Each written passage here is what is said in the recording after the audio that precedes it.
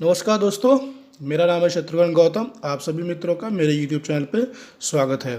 आज के इस वीडियो में मैं आपके लिए लाया हूँ विज्ञान कक्षा 8 पाठ 3 परमाणु की संरचना। इससे पहले मैं 2 पार्ट अपलोड कर चुका हूँ। अगर वो पार्ट आप लोगों ने नहीं देखे हैं तो उसके लिंक मैं अपने डिस्क्रिप्शन बॉक्स में दे दूँगा, वहाँ से देख सकते हैं।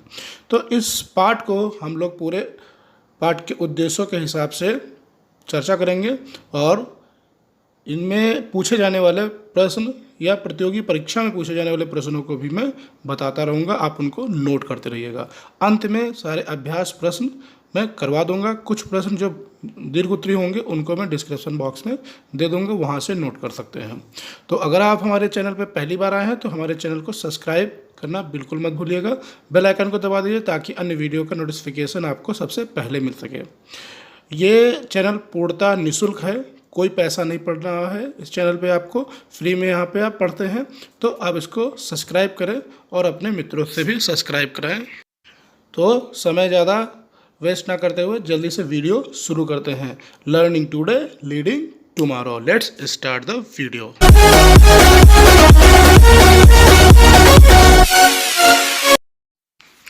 पाठ 3 परमाणु की संरचना। पाठ के उद्देश्य हैं परमाणु पदार्थ की मूलभूत इकाई, दूसरा डाल्टन का परमाणु सिद्धांत, तीसरे पॉइंट पे हम लोग पढ़ेंगे परमाणु का संगठन, परमाणु रचना मॉडल, और चौथा पॉइंट हम लोग पढ़ेंगे परमाणु संख्या और द्रव्यमान संख्या, और अंत में हम लोग पढ़ेंगे समस्थानिक आयनों का बनना और संयोजकता। तो इस पाठ को पूरे 5 उद्देश्यों में डिवाइड करके हम लोग एक एक करके सभी उद्देश्यों पे चर्चा करेंगे और सभी उद्देश्यों में जिस भी पॉइंट से जहाँ भी प्रश्न पूछे जा सकते हैं प्रतियोगी परीक्षा के लिए, आपका टेट हो, बैंक हो, रेलवे हो, सुपर टेट हो, किसी भी तरीके की आप तैयारी कर सकते हैं, तो उसमें इससे आपके प्रश्न जितने भी बन सकते हैं मैं सारे आपको बताऊंगा, उनको आप नोट करते रहिएगा। पूरे वीडियो आपको ध्यान से देखना है। चलिए उद्देश्य 1 के अनुसार। उद्देश्य 1 परमाणु पदार्थ की मूलभूत इकाई है। जैसा कि हम लोग जानते ही हैं, पहले पार्टों में भी पढ़ चुके हैं, पिछले पार्टों में, कि पदार्थ जो होता है वो उसमें आयतन होता है और वो स्थान घेरता है। तो पदार्थ की संरचना के बारे में प्राचीन काल से ही हमारे भारतीय दार्शनिक हों या यूनानी हों, सभी ने अपने अपने विचार रखना शुरू कर दिए थे। उसमें सबसे पहले अपने भारत के भारतीय दार्शनिक महर्षि कणाद, इन्होंने बताया कि यदि पदार्थ को विभाजित किया जाए तो हमें छोटे छोटे कण प्राप्त होंगे और एक ऐसी अवस्था आ जाएगी जब इसे और विभाजित नहीं किया जा सकता। इस प्रकार उन्होंने सूक्ष्म कण की अवधारणा दी, जिसे आगे चलकर परमाणु का नाम दिया गया और महर्षि कणाद के नाम पे उनकी कणाद थ्योरी के नाम से ये सिद्धांत प्रचलित है। इसके अलावा यूनानी दार्शनिक डेमोक्रिटस और एपिक्यूरस, इन्होंने भी पदार्थ के सूक्ष्म कणों में अपने यही विचार दिए। इन्होंने पदार्थ के सूक्ष्म अविभाज्य कण को परमाणु एटम नाम दिया। इस प्रकार पदार्थ परमाणुओं से मिलकर बना है तथा परमाणु पदार्थ की मूलभूत इकाई है। 2 या 2 से अधिक परमाणु मिलकर अणु बनाते हैं। जब समान प्रकार के कई परमाणु आपस में मिलते हैं तो एक तत्व का निर्माण होता है। उदाहरण के लिए हाइड्रोजन के 2 परमाणुओं को अगर हम आपस में मिलाएं तो उससे हाइड्रोजन का एक अणु बनता है। Hydrogen plus hydrogen equal to H2, यानी कि 2 हाइड्रोजनों के परमाणुओं का योग बराबर होता है एक हाइड्रोजन का अणु।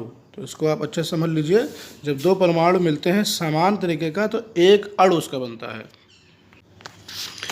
जब असमान प्रकार के परमाणु आपस में मिलते हैं तो हमें यौगिक का एक अणु प्राप्त होता है। असमान यानी कि अलग अलग परमाणु जब मिलते हैं, जैसे हाइड्रोजन का एक परमाणु और क्लोरीन का एक परमाणु। हाइड्रोजन को H से दिखाते हैं, क्लोरीन को Cl से दिखाते हैं। इसको जब हम लोग मिलाएंगे तो एक अणु हमारा हाइड्रोजन क्लोराइड का बनता है, जिसको HCl कहते हैं, हाइड्रोजन क्लोराइड। उद्देश्य 2, डाल्टन का परमाणु सिद्धांत। तो डाल्टन एक अंग्रेजी वैज्ञानिक थे जिनका नाम है जॉन डाल्टन। इन्होंने 1808 ईस्वी में द्रव्य की संरचना तथा परमाणु संबंधी एक सुव्यवस्थित विचार अपनी परिकल्पनाओं में प्रस्तुत किया। इससे पहले सभी लोग अपनी अपनी व्याख्या तो करते थे, लेकिन कोई एक व्यवस्थित तरीके से अपनी परिकल्पनाओं को नहीं दिया था, प्रयोग के माध्यम से नहीं दिया था। तो सबसे पहले जॉन डाल्टन ही थे अंग्रेजी वैज्ञानिक, जिन्होंने अपने सारे यानी कि इस डाल्टन के सिद्धांत की 5 प्रमुख बातें। पहला, पदार्थ अनेक सूक्ष्म कणों से बना है जिन्हें परमाणु कहते हैं। नंबर 2, परमाणुओं को ना तो नष्ट किया जा सकता और ना ही बनाया जा सकता है। तीसरा है, परमाणु अविभाज्य होता है। अगला पॉइंट है, एक ही तत्व के परमाणु भार, आकार व अन्य गुणों में समान होते हैं, किंतु दूसरे तत्व के परमाणुओं से भिन्न होते हैं।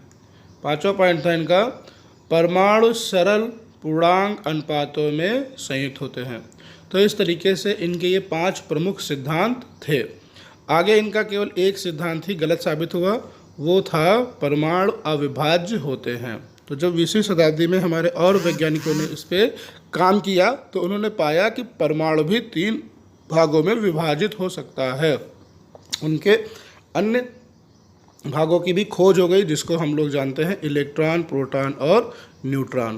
तो इसके बारे में आपको आगे के पॉइंट में पूरा विस्तार से बताया जाएगा। इसमें परीक्षा की दृष्टि से ये पॉइंट बहुत इंपॉर्टेंट है। एग्ज़ाम में आपसे पूछे जा सकते हैं कि इलेक्ट्रॉन, प्रोटॉन, न्यूट्रॉन की खोज से संबंधित प्रश्न, तो उसका पूरा मैं चार्ट आपको दूंगा, उससे आप विस्तार से देख सकते हैं। उद्देश्य 3, परमाणु का संगठन। तो परमाणु के संगठन में हम लोग देखेंगे, डाल्टन के अनुसार परमाणु एक अविभाज्य कण था, परंतु अविभाज्य होने की यह धारणा समय के साथ गलत सिद्ध हुई। 20वीं शताब्दी के प्रारंभ में अनेक वैज्ञानिकों ने इस क्षेत्र में कार्य किए और यह सिद्ध कर दिया कि परमाणु को विभाजित किया जा सकता है। उसकी एक निश्चित संरचना होती है और उसमें कई प्रकार के अवयवी या मूल कण, जिसको फंडामेंटल पार्टिकल्स कहते हैं, विद्यमान रहते हैं। तो मुख्य रूप से इनके 3 मूल कण होते हैं। इनको हम लोग इलेक्ट्रॉन, प्रोटॉन और न्यूट्रॉन के नाम से जानते हैं। तो सबसे पहले इलेक्ट्रॉन और प्रोटॉन की खोज हुई थी। न्यूट्रॉन की खोज काफ़ी बाद में हुई। तो इस वजह से उस समय के जो वैज्ञानिक थे उनकी भी जो थ्योरियाँ थी वो थोड़ा ऐसे प्रभावित हुई, क्योंकि इलेक्ट्रॉन, प्रोटॉन की खोज हो पाई थी, न्यूट्रॉन की खोज सबसे बाद में हुई थी। तो चलिए तीनों को देखते हैं। इससे आपसे प्रतियोगी परीक्षा में प्रश्न आने की बहुत ज़्यादा संभावना है, तो इसको ध्यान से पढ़िएगा। तो ये एक चार्ट है, इस चार्ट के माध्यम से इलेक्ट्रॉन, प्रोटॉन, न्यूट्रॉन, हम इस पर तीनों को विस्तार से देखेंगे। पर देखिए, सबसे पहले परमाणु के मूलभूत कण, दूसरा है प्रतीक, फिर आवेश, खोजकर्ता, वैज्ञानिक के नाम, ये बहुत इंपॉर्टेंट है। परमाणुओं में कहाँ पाया जाता है, द्रव्यमान, इसका भार कितना होता है। तो पहला जो इलेक्ट्रॉन है इसका प्रतीक है ई, स्मॉल ई इसका प्रतीक होता है, और इस पर आवेश होता है -1 इकाई ऋण आवेश। और इसकी खोज की थी सर जे टॉमसन 1897 ईस्वी में इसकी खोज की थी। और ये परमाणु में कहाँ पाया जाता है, ये परमाणु में नाभिक के बाहर कक्षाओं में पाया जाता है। ये बाहर नाभिक के बाहर चक्कर लगाता रहता है। और इसका द्रव्यमान जो होता है 9.1091 × 10⁻⁻28 ग्राम। मतलब कल्पना आप करिए कितना ये कब हो। और दूसरा प्रोटॉन है। प्रोटॉन का प्रतीक होता है स्मॉल p। इस पे आवेश होता है धन 1 इकाई आवेश, और इसकी खोज की थी गोल्ड स्टीन ने 1886 ईस्वी में। अगला कण है प्रोटॉन।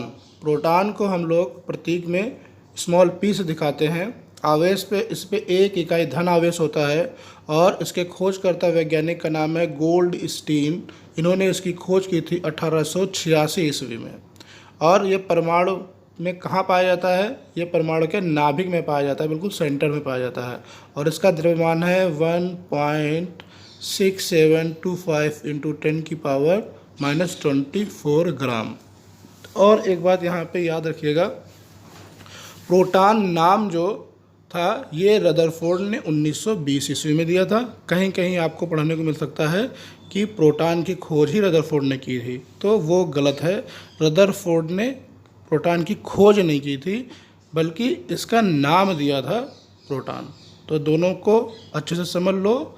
प्रोटॉन की खोज गोल्डस्टीन ने की 1886 ईस्वी में, और इसका नाम दिया प्रोटॉन आपके रदरफोर्ड ने 1920 ईस्वी में। तो यहाँ पे कन्फ्यूज़न मत होना, बहुत जगह आपको पढ़ने को मिलेगा प्रोटॉन की खोज रदरफोर्ड ने की थी। अगला है न्यूट्रॉन। न्यूट्रॉन से प्रतीक N होता है स्मॉल, और इस पे आवेश कोई नहीं होता, ये उदासीन होता है। इसकी खोज चैडविक ने 1932 ईस्वी में की। देखिए काफ़ी समय के बाद इसकी खोज हुई। और ये कहाँ पाया जाता है परमाणु में? ये भी नाभिक में पाया जाता है। और इसका द्रव्यमान लगभग जो है प्रोटॉन के बराबर होता है। तो इस तरीके से आप इसको अपनी परीक्षा के लिए तैयार करिए। इसमें आपसे प्रश्न पूछे जा सकते हैं, इनके खोजकर्ताओं के नाम, इन पे आवेश 2 चीज़ें, और इनके प्रतीक 3 चीज़ें आपसे पूछी जा सकती हैं। अब बात करेंगे परमाणु रचना मॉडल की। तो सबसे पहले आपको याद है प्रोटॉन और इलेक्ट्रॉन की खोज हुई थी। अब इन दोनों की खोज के पश्चात परमाणु की संरचना किसको कहाँ निर्धारित किया जाए, रखा जाए, ये समस्या उत्पन्न हो गई। मुख्य रूप से 3 वैज्ञानिकों ने अपने परमाणु रचना मॉडल प्रस्तुत किए। उस समय जब केवल 2 ही तत्वों की खोज हुई थी, अभी आपका न्यूट्रॉन नहीं खोजा गया था, अभी केवल इलेक्ट्रॉन और प्रोटॉन खोजे गए थे। उसी पे ये लोग अपनी खोजों के आधार पे, अपने तथ्यों के आधार पे रचना मॉडल प्रस्तुत किया, जिसमें मुख्य 3 वैज्ञानिक थे। पहले थे जे थॉमसन का परमाणु मॉडल, दूसरा था रदरफोर्ड का नाभिकीय मॉडल, और तीसरा था नील्स बोर का मॉडल। तो ये तीनों मॉडल काफ़ी चर्चित हैं। इसके बारे में हम यहाँ पे एक एक करके चर्चा करेंगे। तो पहला मॉडल दिया जे थॉमसन का परमाणु मॉडल। तो इन्होंने सबसे पहले बताया कि परमाणु को 10⁻⁻10 मीटर व्यास का गोला माना जा सकता है, जो प्रोटॉनों के कारण धनावेशित होता है, तथा जिसमें ऋणावेशित इलेक्ट्रॉन धंसे हुए रहते हैं। ये इलेक्ट्रॉन परमाणु के धनावेश को संतुलित कर देते हैं। इसको इस चित्र के माध्यम से देखिए, यहाँ पे धनावेश और ऋण आवेश वाले ये दोनों आवेश आपको दिख रहे हैं। थॉमसन के परमाणु मॉडल की कोई पुष्टि किसी प्रयोग से न होने के कारण इसे समर्थन प्राप्त नहीं हुआ। दूसरा मॉडल प्रस्तुत किया रदरफोर्ड परमाणु मॉडल। तो ये चित्र में आप देख सकते हैं, महान वैज्ञानिक रदरफोर्ड हैं। इनका जो मॉडल था, इन्होंने क्या किया, एक सोने की पतली पन्नी ली जो लगभग 0.0004 सेंटीमीटर पतली थी। इस पर इन्होंने अल्फ़ा कणों की बमबारी की। तो इन्होंने क्या देखा, इस तरीके से कुछ इन्होंने प्रयोग किया था। एक जगह से इन्होंने अल्फ़ा कण सोने की एक पतली पन्नी पे गिराए और उसके चारों तरफ एक प्रदीप्त आवरण, गोलाकार प्रदीप्त आवरण रख दिया, जिससे कि जो कण फैले वो स्पष्ट हो जाए कौन कण किधर जा रहा है। तो ये प्रयोग करके इन्होंने क्या देखा, इनके प्रयोग में इन्होंने जो देखा उसके चित्र के माध्यम से समझते हैं। ये यहाँ से देखिए अल्फा कण जा रहे हैं, जिसमें से अधिकांश अल्फा कण पन्नी से आर पार निकल जाते हैं, यानी कि वो अप्रभावित रहते हैं, बिल्कुल सीधे निकल गए। कुछ कण पन्नी से टकराने के बाद विचलित हो जाते हैं, यानी कि वो इधर उधर चले जाते हैं। देखिए कुछ कण अल्फा कण उस तरफ गए हैं और कुछ कण इस तरफ गए हैं, ऊपर साइड में नीचे साइड में दोनों तरफ गए हैं। तो ये हमारे कुछ कण हैं जो विचलित हो जाते हैं अपने पथ से। बहुत थोड़े से कण ऐसे भी होते हैं जो पन्नी से टकरा कर उसी मार्ग से वापस आ जाते हैं। देखिए यहाँ पे उसी मार्ग से वापस आ गए जिस मार्ग से गए थे। तो इस तरीके से इन्होंने जो अपना प्रयोग किया, इस प्रयोग के आधार पे इन्होंने कुछ निष्कर्ष निकाले। वो निष्कर्ष क्या है अब हम देखते हैं। तो रदरफोर्ड ने अपने प्रयोग के आधार पे जो पहला निष्कर्ष निकाला वो था परमाणु का संपूर्ण धनावेश प्रोटॉन केंद्र में उपस्थित होता है, जिसे नाभिक या न्यूक्लियस कहते हैं। इस नाभिक का आयतन परमाणु की तुलना में बहुत कम होता है।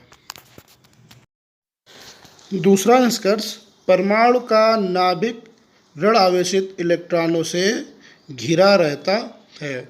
और तीसरा इन्होंने जो निष्कर्ष निकाला, प्रयोग में अधिकांश अल्फा कण पन्नी के आर पार चले गए क्योंकि परमाणु का अधिकांश भाग खोखला है। चौथा निष्कर्ष था, कुछ अल्फा कण जो नाभिक के पास से गुजरे वे अपने पथ से विचलित हो गए क्योंकि नाभिक और अल्फा कण दोनों पर समान आवेश था। समान आवेश के कारण वो अपने पथ से विचलित हो गए। पांचवा निष्कर्ष, जो अल्फा कण नाभिक से सीधे टकराए वह नाभिक के द्रव्यमान के कारण वापस मुड़ गए। तो इस तरीके से रदरफोर्ड ने अपने प्रयोग के सारे निष्कर्ष निकाले। अपने इन अवलोकनों एवं निष्कर्षों के आधार पर रदरफोर्ड ने परमाणु का एक नाभिकीय मॉडल दिया। जो चित्र में आप देख रहे हैं वो रदरफोर्ड का परमाणु मॉडल है। लेकिन विभिन्न वैज्ञानिकों ने रदरफोर्ड के परमाणविक मॉडल की आलोचना की।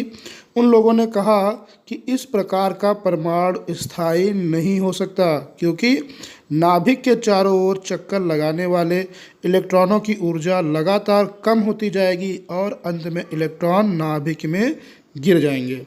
तो इस तरीके से इनके मॉडल की काफ़ी आलोचना भी हुई। अगला मॉडल है नील्स बोर का परमाणु मॉडल। रदरफोर्ड मॉडल की कमियां नील्स बोर परमाणु मॉडल द्वारा दूर किया गया। बोर ने कहा कि परमाणु का समस्त द्रव्यमान तथा धन आवेश उसके नाभिक में उपस्थित होता है। इस इलेक्ट्रॉन नाभिक के चारों ओर स्थिर अचर कक्षाओं में घूमते रहते हैं। प्रत्येक कक्षा में किसी निश्चित संख्या तक इलेक्ट्रॉन हो सकते हैं। चित्र में नील्स बोर का परमाणु मॉडल आप देख रहे हैं। यहाँ पे बीचों बीच में देखिए ये नाभिक है। नाभिक में इस परमाणु का पूरा द्रव्यमान रहता है और इसके बाहर N2, N1, N2, N3 ये इसकी कक्षाएं हैं। इन कक्षाओं में निश्चित इलेक्ट्रॉन होते हैं जो इसके चारों ओर चक्कर लगाते हैं। तो इस तरीके से नील्स बोर ने अपना परमाणु मॉडल दिया। अगला उद्देश्य है परमाणु संख्या व परमाणु भार। तो यहाँ पे परमाणु संख्या किसी तत्व के परमाणु के नाभिक में उपस्थित प्रोटॉनों की संख्या उस तत्व की परमाणु संख्या अथवा परमाणु क्रमांक कहलाता है। इसको Z से प्रदर्शित करते हैं। परमाणु संख्या Z बराबर होता है प्रोटॉनों की संख्या। तो इस तरीके से आप परमाणु संख्या का मतलब होता है परमाणु संख्या और प्रोटॉन संख्या ये दोनों एक दूसरे के बराबर होते हैं। चूँकि परमाणु उदासीन होते हैं इसलिए किसी परमाणु में जितने प्रोटॉन धनावेशित कण होते हैं उसमें उतने ही इलेक्ट्रॉन ऋण आवेशित कण होते हैं। परमाणु भार, इसको द्रव्यमान संख्या भी कहते हैं। किसी तत्व के परमाणु के नाभिक में उपस्थित प्रोटॉन तथा न्यूट्रॉन की संख्या का योग द्रव्यमान या परमाणु भार कहलाता है। इसको ए से प्रदर्शित करते हैं तो ए बराबर पी प्लस एन, यानी परमाणु भार बराबर प्रोटॉन और न्यूट्रॉन की संख्या का योग। यहाँ पे कुछ तत्वों की परमाणु संख्या और परमाणु द्रव्यमान संख्या दिया गया है, जिसको तालिका में आप देख सकते हैं। इधर तत्वों के नाम दिए हुए हैं, फिर परमाणु संख्या, फिर द्रव्यमान संख्या। तो हाइड्रोजन का परमाणु संख्या 1 होता है और द्रव्यमान संख्या भी 1 ही होती है। हीलियम में परमाणु संख्या 2 होती है, द्रव्यमान संख्या 4 होती है। ऑक्सीजन में परमाणु संख्या 8 होती है और द्रव्यमान संख्या 16 होती है। सोडियम में 11 परमाणु संख्या और 23 द्रव्यमान संख्या। लेड में 82 परमाणु संख्या और द्रव्यमान संख्या 208। तो इस तरीके से आप दोनों में अंतर समझ सकते हैं परमाणु संख्या और द्रव्यमान संख्या में। अगला पॉइंट है समस्थानिक। किसी तत्व के वे परमाणु जिनकी परमाणु संख्या समान होती है परंतु द्रव्यमान संख्या भिन्न होती है, समस्थानिक कहलाते हैं। जैसे हाइड्रोजन के 3 समस्थानिक हैं, H1 protium, H2 deuterium, H3 ट्राइटिरियम। इन तीनों के नाभिक में एक ही परमाणु होता है परंतु न्यूट्रॉनों की संख्या भिन्न होती है, यानी कि द्रव्यमान संख्या भिन्न होती है।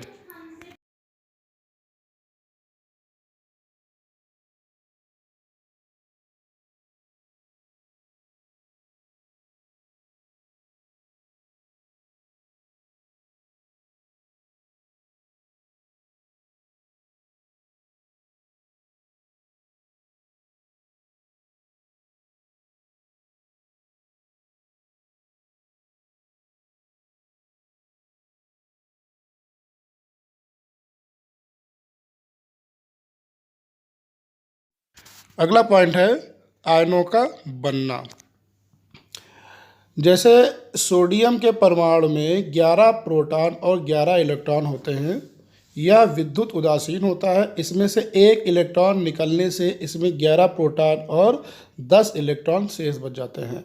प्रोटॉनों की संख्या अधिक होने के कारण सोडियम पे धनावेश हो जाता है। ठीक ऐसे ही क्लोरीन के उदाहरण में अगर देखते हैं तो क्लोरीन के परमाणु में 17 प्रोटॉन और 17 इलेक्ट्रॉन होते हैं। क्लोरीन परमाणु द्वारा एक इलेक्ट्रॉन ग्रहण करने से उसमें प्रोटॉन 17 और इलेक्ट्रॉन 18 हो जाते हैं। इस तरह एक इलेक्ट्रॉन बढ़ने से इलेक्ट्रॉनों की अधिकता होने के कारण क्लोरीन पर ऋण आवेश आ जाता है। इसको इस चित्र से समझते हैं। सोडियम के एटम में 11 प्रोटॉन और 11 न्यूट्रॉन रहते हैं, जिसके कारण ये उदासीन रहता है। अब देखिए, इसकी जो पहली कक्षा होती है उसमें 2 इलेक्ट्रॉन हैं, दूसरी कक्षा में 8 इलेक्ट्रॉन होते हैं और अगली और कक्षा में इस तरह से 8-8 इलेक्ट्रॉन होने चाहिए।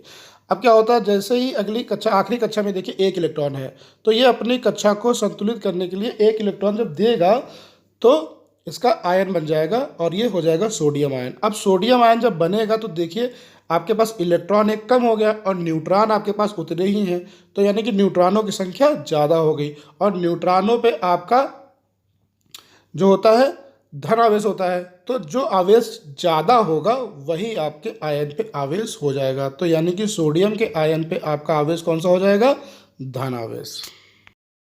इसी तरीके से हम लोग देखेंगे क्लोरीन के एटम पे। क्लोरीन में 17 इलेक्ट्रॉन और 17 प्रोटॉन होते हैं। जब इलेक्ट्रॉन प्रोटॉन बराबर होते हैं तो प्लस माइनस दोनों से आपका पूरा एटम हो जाता है न्यूट्रल, यानी कि उदासीन। लेकिन जैसे ही इसकी कक्षा बाहर वाली कक्षा में देखिए 7 इलेक्ट्रॉन हैं, पहले में 2 फिर 8 और फिर 7। तो जैसे ही इसको एक इलेक्ट्रॉन चाहिए, जैसे ही इसको एक इलेक्ट्रॉन मिल जाता है किसी भी अन्य तत्व से, तो इसकी कक्षा हो जाती है पूरी। और जैसे इसकी कक्षा पूरी हो जाएगी इसका बन जाएगा आयन, फिर ये क्लोराइड आयन बन जाता है। अब क्लोराइड आयन में देखिए प्रोटॉन हो गए आपके 17 और इलेक्ट्रॉन हो गए आपके 18। तो इलेक्ट्रॉन एक बढ़ गया और इलेक्ट्रॉन पे होता है माइनस चार्ज। तो जब कोई ज़्यादा होगा तो उसी का चार्ज पूरा होगा। तो अब इसको आप माइनस करेंगे तो 18 में से 17 का 1 बचा, माइनस का 1 चार्ज आ गया, यानी कि आयन पे आपका माइनस चार्ज होगा। इसी को हम लोग ऋण आवेश बोलते हैं। अगला और आखिरी पॉइंट है इस पाठ का, संयोजकता। तत्व की संयोजकता वह संख्या है जो यह दर्शाती है कि उस तत्व का एक परमाणु हाइड्रोजन के कितने परमाणुओं से संयोग करता है या विस्थापित करता है। उदाहरण के लिए HCl हाइड्रोक्लोरिक अम्ल में HCl में क्लोरीन की संयोजकता 1 है, क्योंकि यहाँ हाइड्रोजन के एक परमाणु से सहयोग करता है। इसी तरीके से H2O में यानी कि जल में ऑक्सीजन की संयोजकता 2 है, क्योंकि यहाँ पे हाइड्रोजन के 2 परमाणुओं से संयोग करता है। तो इस तरह से आप देख सकते हैं कि जो भी तत्व या यौगिक है उसमें हाइड्रोजनों की कितनी संख्या है, जितनी हाइड्रोजन की संख्या होगी उसमें दूसरे तत्व ने उतनी ही संयोजकता होगी। यहाँ इस तालिका में कुछ तत्व और उनके संकेत और संयोजकता दी हुई हैं, इसको सभी बच्चे नोट कर लें और याद कर लें। जैसे हाइड्रोजन की संकेत H होता है और इसकी संयोजकता 1 है। कार्बन का संकेत C होता है, इसकी संयोजकता 4 है। सोडियम का संकेत Na होता है, इसकी संयोजकता 1 है। ऑक्सीजन की O संयोजकता 1। मैग्नीशियम का संकेत Mg संयोजकता 2। कैल्शियम का संकेत Ca और संयोजकता 2।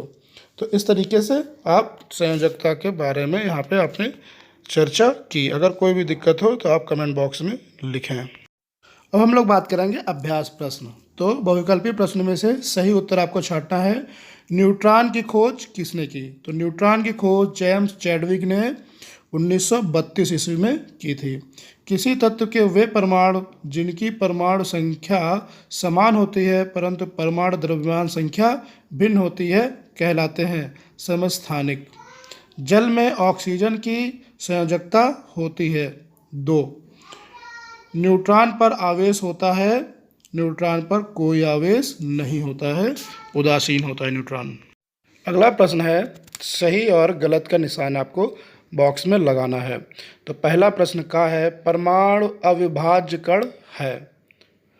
तो ये प्रश्न गलत है, परमाणु विभाजित होता है। इसके 3 हम लोगों ने पार्ट देखे, इलेक्ट्रॉन, प्रोटॉन और न्यूट्रॉन, ये परमाणु के भाग होते हैं। किसी परमाणु के नाभिक में उसका द्रव्यमान होता है। तो ये सही है, किसी भी परमाणु के नाभिक में उसका द्रव्यमान होता है। तीसरा है, परमाणु से इलेक्ट्रॉन के निकलने से ऋण आवेशित आयन बनता है। तो जब इलेक्ट्रॉन निकल जाएगा तो प्रोटॉन की संख्या ज़्यादा हो जाएगी, तो आवेश कैसा हो जाएगा? धनावेश हो जाएगा। तो इसलिए ये प्रश्न गलत हो गया। जल में ऑक्सीजन की संयोजकता 3 होती है। तो जल में ऑक्सीजन 2 हाइड्रोजन को मिल के संयोग करके जल बनाता है, तो इसलिए जल में ऑक्सीजन की संयोजकता 2 होती है। तो ये प्रश्न भी गलत हो गया, तो इसको आप गलत लगाएंगे टिक। अगला प्रश्न है, रिक्त स्थानों की पूर्ति कीजिए। 2 या 2 से अधिक परमाणु आपस में मिलकर तत्व बनाते हैं या तत्व का एक अणु बनाते हैं।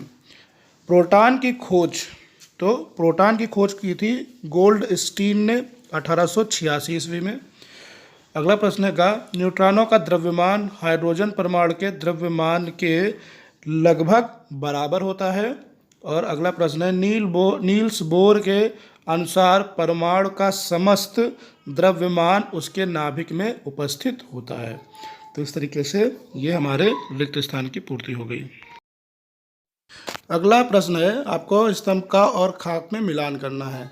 चैडविक ने न्यूट्रॉन की खोज की थी, तो इसको सा से मिलाएंगे। इलेक्ट्रॉन पर ऋण आवेश होता है, इसको आ से मिलाएंगे। कार्बन एक तत्व होता है, इसको बा से मिलाएंगे। तो इस तरीके से ये आपका मिलान हो गया।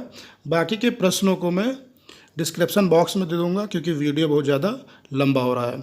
तो अगर आपको वीडियो पसंद आया हो तो इसको लाइक करिए, शेयर करिए और हमारे चैनल को सब्सक्राइब करना बिल्कुल मत भूलिएगा, जिससे कि आपको अन्य वीडियो के नोटिफिकेशन आपको सबसे पहले मिलते रहेंगे। तो पढ़ते रहिए। जय हिंद, जय भारत।